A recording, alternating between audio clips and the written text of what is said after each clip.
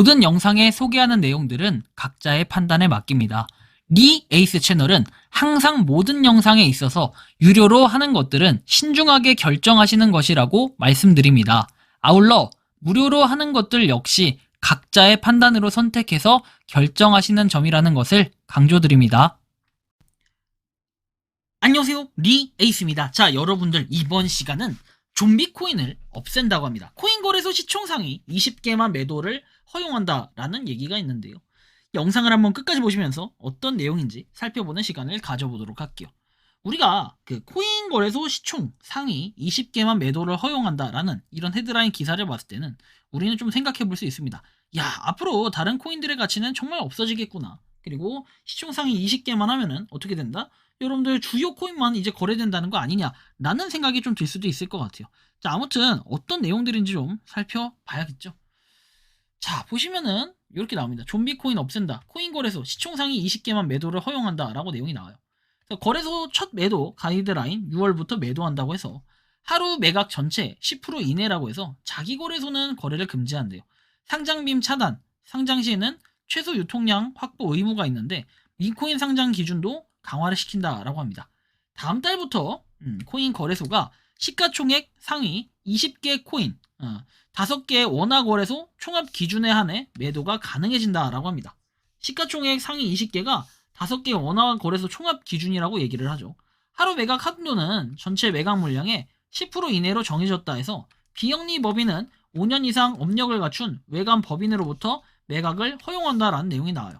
금융위와 금감원 같은 경우에는 제4차 가상위원회를 열고 이런 내용을 담은 비영리법인 가상자산 매각 가이드라인 제정안을 최종적으로 확정을 했다라고 얘기합니다.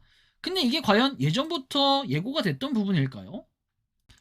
의문점이 드는 건 최근에 이런 내용들이 좀 이슈화가 됐지 과거에 이런 내용들로 이슈화가 됐다거나 이런 것들이 전혀 없는 상태에서 갑자기 뭔가 한다라고 하기는 좀 애매하고 3월 달에 사실 가이드라인 다음 달 마련한다라는 이런 내용이 있긴 했어요. 이미 예고를 했던 이런 부분들이 좀 있는데 약간 의문점이 들고 뭐 어떤 식으로 이게 진행될지는 살짝 고민이 되는 지점도 분명히 있을 거다라는 생각이 좀 듭니다.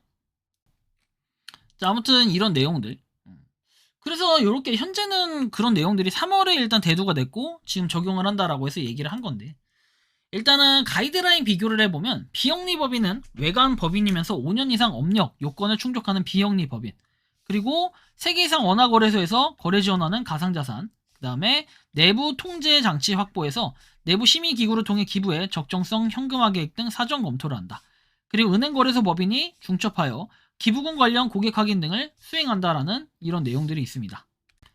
특급범상 가상자산 사업자로 신고한 가상자산 거래소 5개 원화거래소 시가총액이 상위 20개 가상자산 매도 시에 시장 영향 최소화된다라는 이런 내용들. 수수료로 받은 가상자산 현금화 그리고 이 가상자산 이용자 이해 상충이 방지된다 하는데 아니 솔직히 여러분들 그냥 막말로 한번 해볼게요. 여러분들 이거 이해 가십니까? 저는 이거 이렇게 백날한다고 해가지고 누가 이해하고 자식 없어요. 결국에는 우리가 가상자산 이용하는 코인 거래소 이용하는 사람들은요 그냥 내가 수익이 되냐 안 되냐 이것만 중요하게 따져요. 근데 이걸 상위 20개만 이렇게 한다라는 것은 사실 전 이런 생각이 좀 들기도 해요. 거래소별 자체 기준 예시해가지고 나와 있는데 일평균 거래 회전율 1% 미만 그리고 30일 이상 글로벌 시가총액 40억 원 미만인 경우에 거래 지원을 중단을 시킨대요. 이게 좀비 코인의 개념이고 민코인 관련해서 보면 커뮤니티 회원수 그리고 누적 트랜잭션 수 일정 규모 이상이거나 적격 해외 거래소에서 일정 기간 거래된 경우에만 거래 지원을 허용한다라고 해서 되어 있습니다.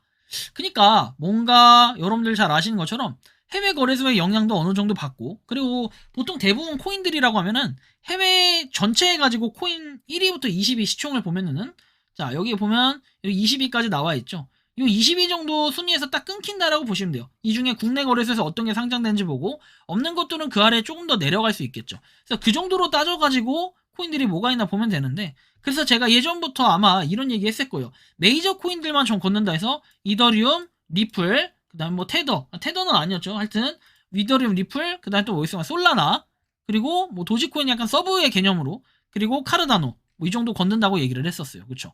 거기다 이제 스텔라 루멘 정도 그쵸 얘기를 했었기 때문에 저는 아직도 이 정도 보고 있는 건 유효합니다. 그래서 이렇게 보는데 여러분들 한번 잘 생각을 해보시면은 이런 코인들이 앞으로는 좀 더 주도적인 시장을 장악을 하겠구나라는 생각을 할 수 있습니다.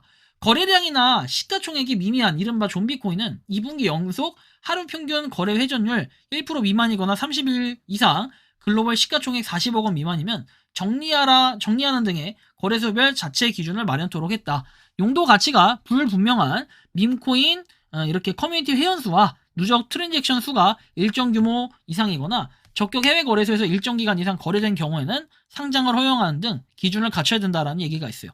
그래서 거래 지원 모범 사례는 이용자 보호를 위한 공적 규제의 성격이 강한 만큼 가상자산 관한 통합법 마련 시 개정안의 핵심 내용으로 반영할 예정이다. 이런 얘기를 합니다. 그러니까 이런 것들을 여러분들이 잘 봐야 돼요. 이게 자체의 기준이라는 걸 우리가 확인할 수 있겠고요. 자, 아무튼 이렇게 쭉 보면은 앞으로 우리가 좀비 코인을 없애는 것도 맞는데 우리는 코인 시장에서 앞으로 어떤 식으로 이게 적용이 될지 반영이 될지는 6월이 돼보고 실제로 체감을 해본다면 아마 어느 정도 느낄 텐데 저는 생각에 이렇게 느껴져요. 우리가 어느 정도 코인 시장에서 상위 랭크에 있는 코인들 있죠.